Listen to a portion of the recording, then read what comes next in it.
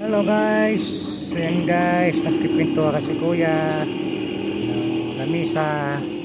Ayan, lamisa na yan guys, ay tiles yan, nasa ibabaw na yan.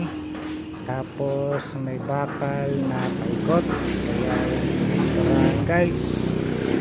Ayan, pininturahan ng red orange. Parang red orange ba yan guys ba pag natuyo. Ayan guys, maraming salamat po sa inyo sa video, pakishare na rin kung gusto ninyo magpagawa ng ganyan guys. Kung taga ko tayo sa Lucena guys, pwede naman yung gawin guys kung